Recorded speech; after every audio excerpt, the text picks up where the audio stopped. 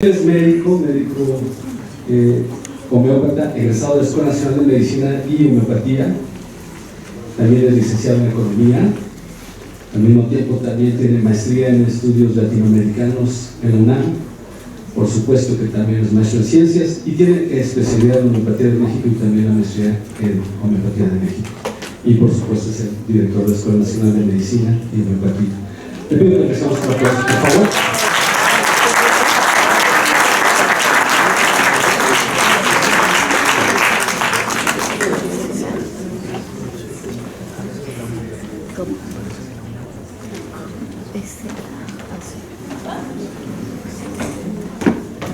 Bueno, pues buenas tardes a todos y pues, realmente me siento, pues siempre me he sentido en casa, ¿verdad? En Homeopatía de México, donde me albergaron hace unos años, una experiencia fascinante, el conocimiento que pude obtener ahí como médico, la formación que me dieron, el impulso que me dieron, en buena parte la situación en la cual ahora me encuentro como director de la escuela, en buena medida se debe mucho a Homeopatía de México, por los conocimientos que me fueron proporcionando durante mi formación que estuve ahí. Y en este sentido, en estos años que estuve en la Escuela de Homeopatía de México, obviamente que me interesó mucho la temática miasmática del doctor Proceso Sánchez, pero sobre todo la profundidad que nosotros podemos tener con esta teoría. Y me fui compaginando, compenetrando, y bueno, yo le veo una profundidad muy vasta, como nos dice el propio maestro Proceso Sánchez, y tan amplia que es necesario tenerla en cuenta, porque realmente es un instrumento bastante poderoso, que como médicos debemos de tener la conciencia de los niveles de aplicación que podemos darle a la teoría miasmática de Hahnemann. En este sentido, mi trabajo se llama Niveles de aplicación de la teoría miasmática o de las enfermedades crónicas. Bueno, voy cambiando con esto. Bueno, entonces empezaré intentar desarrollar un planteamiento del maestro Proceso Sánchez Ortega, que a la letra dice: la homeopatía no es tan solo un nuevo sistema terapéutico, sino que es toda una manera de vivir, una forma especial de producirse y de conceptuar la vida. Para ser verdaderamente homeópata hay que sufrir una transformación. La aplicación de la doctrina homeopática de los miasmas deberá llegar por lo mismo en su aplicación no solo al individuo, sino principalmente a la sociedad y a la especie. Esta parte a mí me llama mucho la atención, ¿verdad? Porque como el doctor me presentó al doctor Sean, pues también tengo la formación de economista y evidentemente me interesa mucho la condición socioeconómica de la población, ¿no? Y en este sentido yo veo como médico y como economista de que la teoría miasmática es muy profunda, que nos puede explicar muchos avances. En este sentido Hahnemann es un pensador romántico, como bien dijo la doctora que antecedió, pero el romanticismo alemán no solamente son aquellos personajes que se dedicaron a hacer obras apegándose a un marco artístico, sino el romanticismo alemán se debe fundamentalmente a los pensadores que trataron de encontrar verdades históricas, pero pensando en la liberación de los oprimidos, en este caso de Hahnemann, en la curación de los pacientes, ¿no? Como aquel parágrafo 9 que todos lo sabemos, ¿verdad? Entonces, ese es el verdadero romanticismo alemán.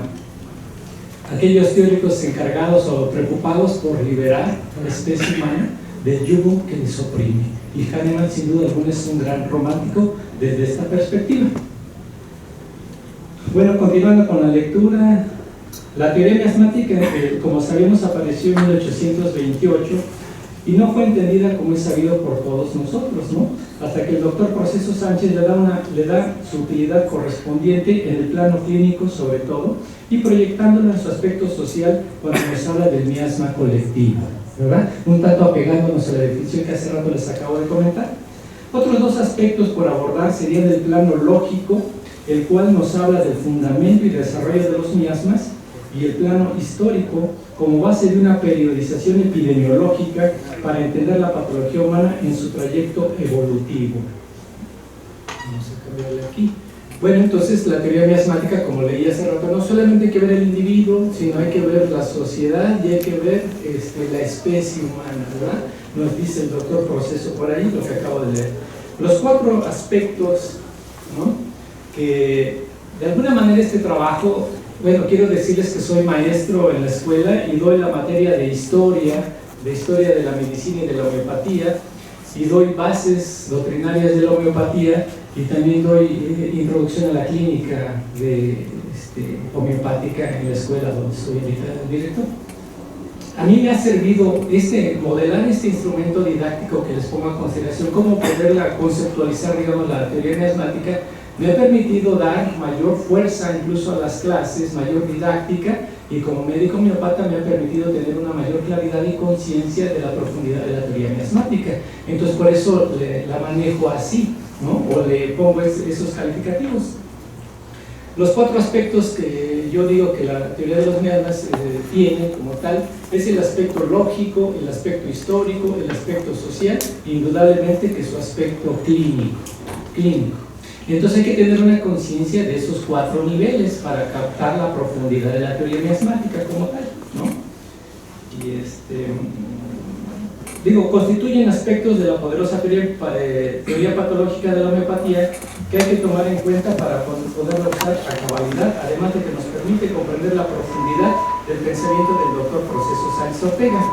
En su aspecto lógico, cabe indagar la teoría miasmática en el contexto de la teoría y problemática del conocimiento, particularmente desde el enfoque de la lógica concreta de las ciencias, como bien lo dice Henri Lefebvre, en su obra que es Lógica Formal y Lógica Dialéctica. En primer lugar, hay que decir que el conocimiento es un hecho, y Hahnemann así lo tiene como tal, que deriva de la relación práctica de sujeto-objeto, de hombre-naturaleza, un tanto lo que nos acaban de comentar también los maestros. Esta primera relación fundante de la historia humana, sin embargo, se da en un marco de escasez, se da en un marco de carencia. En los orígenes de la humanidad, el hombre está en un medio de carencias, ¿verdad? En un medio de carencias, no solo mental, sino material, por el escaso desarrollo de sus fuerzas productivas, espirituales, materiales y de cualquier índole. De ahí muy interesante el trabajo del doctor Andrade, ¿no?, que también antecedió, que nos habla del avance, la convergencia del avance tecnológico. Indudablemente que el avance tecnológico tiene una promesa en sí, ¿verdad?, que fundamentalmente es superar los cuadros de escasez, de carencia. Cuando el hombre supere eso, va a superar la zona, ¿verdad? Pero bueno, entonces en los orígenes de la humanidad les decía que el hombre está en un medio de carencia, no solo mental, sino material, por el escaso desarrollo de sus fuerzas productivas, les comentaba. Y ahora bien, conforme el hombre va evolucionando y tomando conciencia de su situación en la naturaleza, tal evento, sin duda alguna, ha de haber sido hasta traumático para la especie humana, ¿no? Pues el género humano toma conciencia de su limitancia. De ahí que la ansiedad que hubo de experimentar, su total intranquilidad existencial ante el peligro del medio hostil en el cual se encontraba, dada su precariedad, fue de naturaleza sórica, ¿no? El hombre toma conciencia de su especie, se está separando del reino de los homínidos, y bueno, hay un sentimiento de ansiedad, de completa intranquilidad, porque puede ser obviamente acosado, está en peligro de muerte, ¿verdad? Entonces eso es de naturaleza sórica. Pues ante el incipiente desarrollo de sus capacidades tecnológicas, como les comento, la naturaleza se le presenta como escasa, como limitada para cubrir sus necesidades. Hay riqueza natural, pero no adecuada a las necesidades humanas. Su pensamiento mismo, su espiritualidad, se encuentra en un estado incipiente, escaso, carente. Por su parte, en lo fisiológico, el humano, al no tener vestimenta, casas adecuadas y prácticamente vivir a flor de tierra con los animales, la primera barrera de defensa, que es la piel, se ve vulnerada por la zora que inicialmente impactó lo dinámico del ser para tratar de ser contenida, expresándose en las erupciones pruriginosas. De ahí que Hahnemann diga en el Organón, citando a Hahnemann, y en el inicio de la cita, el monstruoso miasma crónico interno en la zora es la única causa fundamental, real y productora de todas las otras innumerosas, y puedo decir innumerables formas de enfermedades. Fin de la cita. Por ello, a la zora la denominamos con el número 1, pues lógicamente es la premisa del 2 o del 3 de acuerdo a la lógica aristotélica. Ahora, en términos de la teoría del conocimiento, hay 3 relaciones con las que se enfrenta el hombre para que pueda hacer historia a lo largo de su trayecto evolutivo. Es la escasez o la carencia, la inadecuación, la naturaleza se le presenta inadecuada a sus necesidades, y la trascendencia. El ser humano siempre buscamos trascender las situaciones en las cuales llevamos a cabo nuestra vida existencial. La especie humana, en aras de superar la escasez que de suyo es sórica, el sujeto transgrede las leyes naturales. Al respecto, el maestro Proceso nos dice en una de sus obras, y inicio la cita: una pequeña transgresión, una pequeña falla en la utilización de esos elementos naturales indispensables para la vida, ya sea en un más o en un menos, redundará en una conmoción del individuo en concordancia con la cuantía de esa transgresión, como dice el doctor Proceso. Dado el contexto de escasez de conocimientos, inadecuación de su naturaleza para con sus necesidades, el hombre intenta trascender el contexto de escasez-carencia a lo largo de la historia, a menudo con base en la transgresión de las leyes naturales, fundamentalmente por el escaso desarrollo de sus fuerzas productivas. Fuera bueno que desde el inicio tuviéramos esa tecnología que nos habló el doctor Andrade, ¿verdad? Pero eso no era así en esos momentos. Entonces estaba el hombre construyendo un marco de escasez en un ámbito de sobra, ¿no? Dice: en el ámbito médico, para hacer frente a los padecimientos en la historia del hombre, las transgresiones llevaron a supresiones, como hace rato también nos fueron comentando, pues en su afán de ayudar a los necesitados de remedios medicinales para con los enfermos, los médicos utilizaban objetos o sustancias que no eran siempre las adecuadas. La naturaleza se le presenta de manera inadecuada al ser humano, pero no tenía otra opción porque el conocimiento no estaba desarrollado, ¿verdad? Y así se vino generando la cronicidad de las patologías de los miasmas. Entonces, de suyo ahí podemos ir captando la profundidad del pensamiento de la teoría miasmática. O sea, nos alumbra en un plano histórico, lógico, ¿no? Tomando en cuenta esto, la definición de miasma generalmente aceptada, que nosotros sabemos, de estado morboso constitucional heredado y heredable, producto de las supresiones arbitrarias y antinaturales de las enfermedades agudas, ¿verdad? El concepto de la supresión es fundamental, pero era algo inevitable para la especie humana, y de suyo ahí parte la cronicidad de las enfermedades. Como dice el doctor René, realmente los descubrimientos de Hahnemann son para un premio Nobel, ¿no? O sea, la profundidad del pensamiento que está manejando Hahnemann, porque nadie lo había dicho antes de 1828, ¿verdad? Bueno, de aquí entonces queda claro el fundamento de la SORA como miasma fundante ontológica y lógicamente. Con base en ello, el doctor Proceso nos dice: la SORA,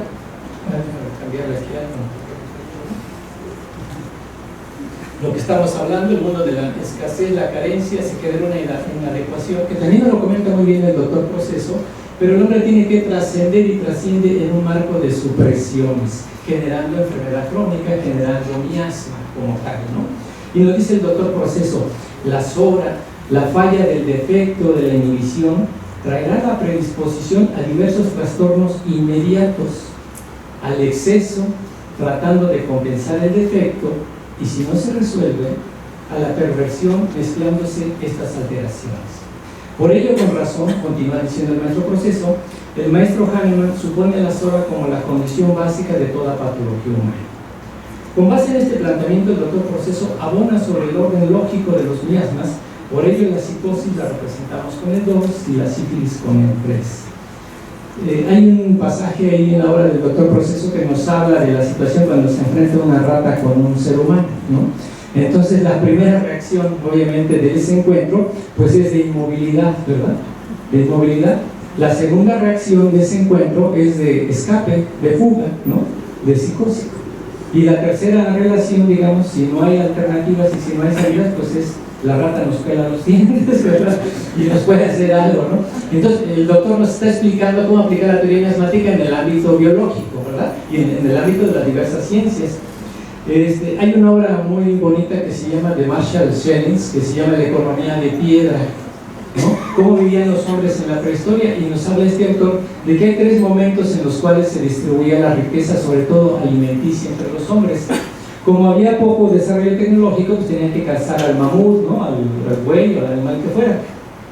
Entonces, dice el autor Marshall Jennings, había 3 maneras de distribuirse la riqueza. Uno es distribuyéndose el alimento, aunque todos se fueran a comer, a dormir con hambre. Todos ustedes son la manada o la tribu, mejor dicho, y nos repartimos la carne, ¿verdad? Pero nos vamos a dormir con hambre. en la noche. O sea, es un aspecto sólido. Dice, pero había otro mecanismo también que implementaban algunos, y era el abuso. Había timadores que engañaban a los demás. No cazamos tanta carne, sino cazamos muy poquito, y él se quedaba con una parte y repartía el menos, ¿no? Entonces es el plano del engaño, del abuso, de la psicosis. Pero había un tercero que dice Marshall Jennings, dice, había otro en el cual el líder, el dirigente, se evitaba toda esta problemática y desaparecían los otros, o sea, los mataba, ¿no? Y él se quedaba con toda la carne, ¿no? Entonces eran expresiones en las cuales se organizaban los sujetos. Recordemos también en este caso, por aquí traigo una imagen, que todos no la sabemos, ¿no?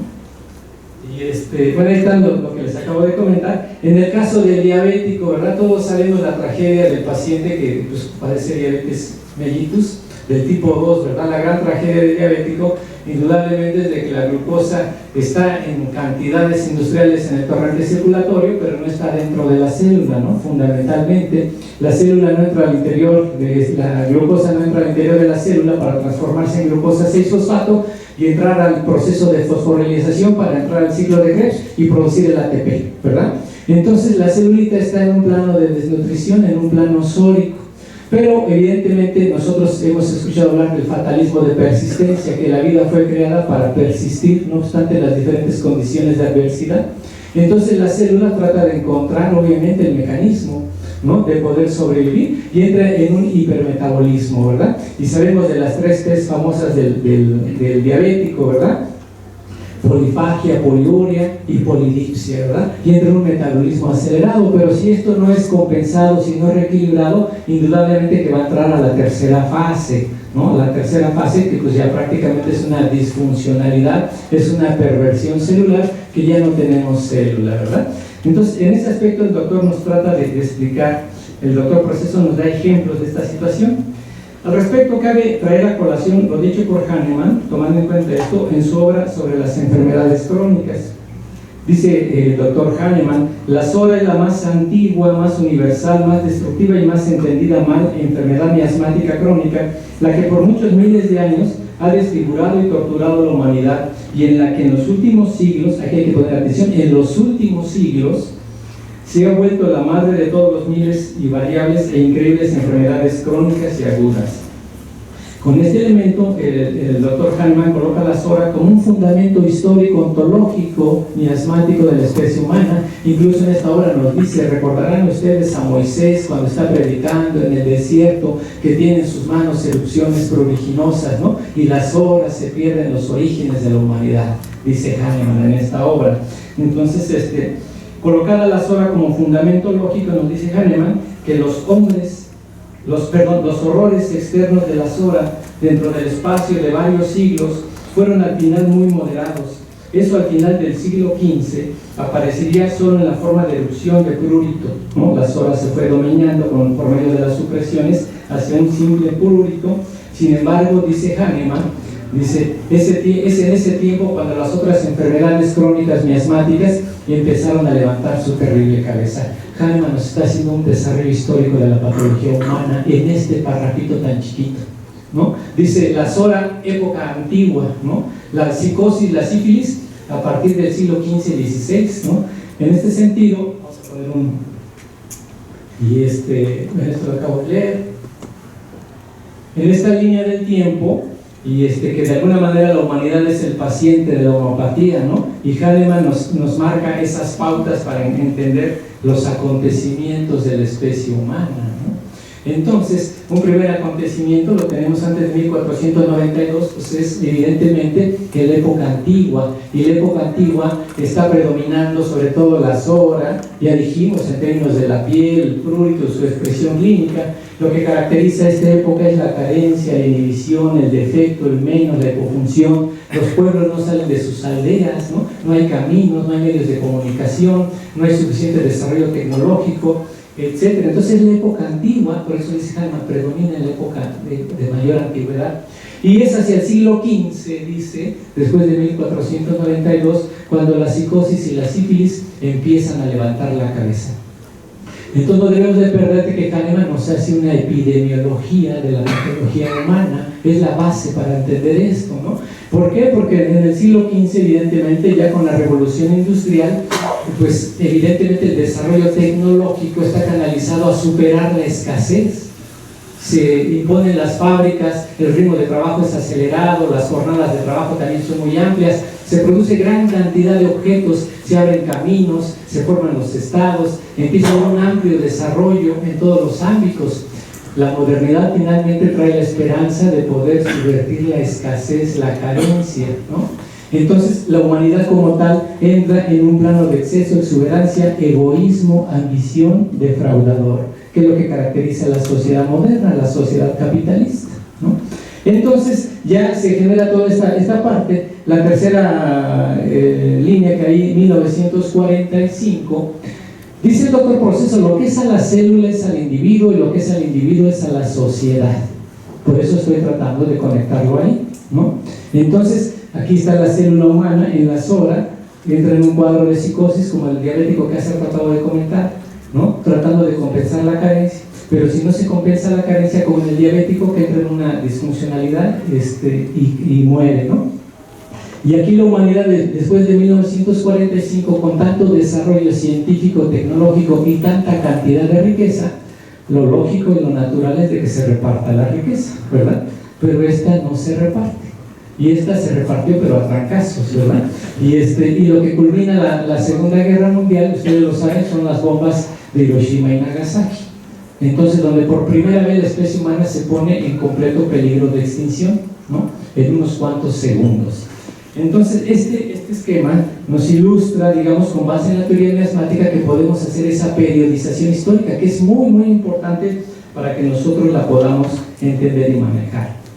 Retomando lo dicho de que todo conocimiento parte de un hecho, de una relación práctica de sujeto-objeto y de los sujetos con los otros sujetos y por la naturaleza social humana en un momento histórico, la teoría miasmática tiene un tercer nivel de aplicación, que es el social. Al respecto, el maestro Proceso nos dice: el hombre es social por naturaleza, que es indispensable la convivencia, primero indispensable la pareja para su persistencia, para su generación, pero además no basta la pareja, dice el doctor Proceso, es indispensable la sociedad, la asociación, fatalmente lleva impresa esa necesidad de asociación y necesariamente está obligada a una dependencia con los otros.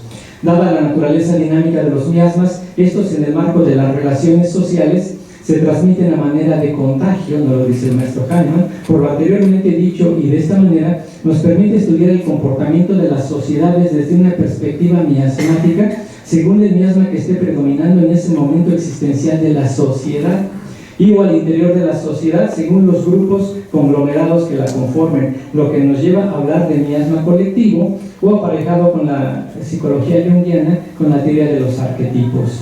Al respecto podemos decir que la salud y enfermedad son estados de existencia del sujeto, como hace rato nos lo comentaron también los que expusieron los autores, que al encontrarse en una relación práctica con los demás miembros de la sociedad, conlleva la transmisión dinámica de los padecimientos en el conglomerado colectivo. Al respecto podríamos ilustrar grandes tragedias de la historia de la humanidad, como todos lo sabemos, las hambrunas en los pueblos latinoamericanos, el predominio de enfermedades infecciosas en las épocas antiguas, ¿no? O eventos con un trauma fundamentalmente social, como fueron las grandes masacres con la Santa Inquisición en Europa, la masacre de los indios americanos, las guerras mundiales, etc., donde podemos ver cómo el miasma colectivo tuvo una preponderancia, ¿verdad?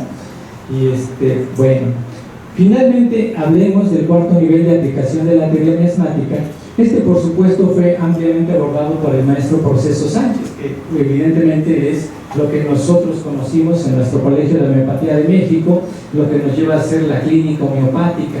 Pero entonces nosotros vemos cómo la teoría miasmática transita, como todo conocimiento científico, del plano más abstracto general, tiene mediaciones históricas, mediaciones sociales, y llega a concretizarse en una relación del sujeto, del objeto particularmente, ¿no? Como todo cuerpo científico transita por esos niveles de aplicación. Entonces decía yo, finalmente el cuarto nivel de aplicación de la teoría miasmática, por supuesto fue ampliamente desarrollado por el maestro Proceso, que es su aplicación clínica para nuestros pacientes y que nos sirve como guía indispensable y necesaria para abordar los casos clínicos, pues toda la sintomatología, sea mental, general, particular, puede ser captada desde el ente miasmático, ya sea en el estado de hipofunción, hiperfunción o disfunción o la combinación de todos ellos, y así poder realizar nuestro diagnóstico miasmático del paciente, su predominio en el hoyo existencial que tanto interesa al médico homeópata. Esto lo captó excelentemente el doctor Proceso, ya que nos dice: es importante señalar que la célula es un individuo en sí, a nivel del cual se realiza todo lo que nos compete en el ser humano, y lo que es a la célula es al individuo y a la sociedad. Nos lo dice en Apuntes sobre los miasmas, que ya lo conocemos en la página número 12, ¿no? Y además nos dice, de ahí que la teoría miasmática tiene unas aplicaciones tan vastas y tan generales que evidencian y justifican el tenaz empeño del maestro por fundamentar la doctrina miasmática. Comprender estos 4 niveles de la teoría nos permiten comprender el por qué no fue entendida la teoría cuando recién la publica el maestro, porque evidentemente tiene estos 4 aspectos. Gracias. Tiene estos 4 aspectos que les acabo de comentar, incluso nosotros, o sea, a lo mejor como médicos, ¿cómo que tiene un nivel histórico? ¿No? ¿Cómo que tiene un nivel lógico? Y el social, y luego cómo lo combinas con el clínico, ¿verdad?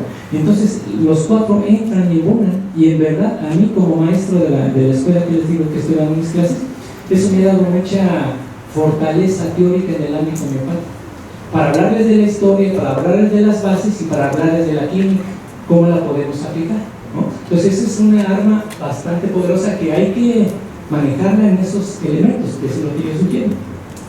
Bueno, entonces también permite comprender la epidemiología humana desde una perspectiva de largo alcance, nos da un criterio histórico médico mucho más profundo para comprender la naturaleza humana, proporciona seguridad al médico en la lucha contra la patología humana, ya que de la teoría de los miasmas muestra una vigencia y superioridad para explicar las enfermedades de nuestro tiempo, nos toma conciencia de la grandeza y profundidad del pensamiento de Hahnemann y los continuadores de su obra, como el doctor Proceso, y así se fortalece y valida la fortaleza científica de la homeopatía, pues aborda el verdadero problema de la humanidad y traza puentes de comunicación con otras ciencias. También nos permite comprender la injusticia histórica para con la homeopatía, pues la teoría patológica celular apareció en 1858, la oficial de la alopatía, con Rudolf Ludwig Virchow, 30 años después de que Hahnemann publicara su obra de las enfermedades crónicas. Conclusión, retomando las palabras sabias del doctor Proceso, cuando llegamos a comprender en toda su amplitud lo que significan estos términos, sola, psicosis y sífilis, con la trascendencia que Hahnemann les dio, tenemos con ello la respuesta a todas las interrogantes que podemos formular en el campo de la medicina y de la biología. Nos permite deducir todo lo que se refiere a la conducta y a todas las modalidades de la expresión del hombre. Por lo tanto, la teoría miasmática de Hahnemann hay que manejarla lógica, histórica, social y clínicamente para intentar devolver la verdadera salud a la humanidad. Y entonces sí, ¿no? ¿Verdad? Ver la posibilidad de que el espíritu dotado de razón alcance los más altos fines de la existencia humana. Bueno, aquí está lo de la clínica del doctor, que ya todos lo sabemos y lo manejamos, ¿no? Cómo aterriza este planteamiento teórico. Por ello es complejo la teoría, ¿no? Porque va de lo abstracto a lo histórico, a lo social y a lo práctico, clínico, ¿no? Entonces hay que captar esos niveles y entonces nos vamos a enriquecer con nuestra formación, ¿no? Y bueno, pues eso es todo. Muchas gracias. Y bueno, gracias.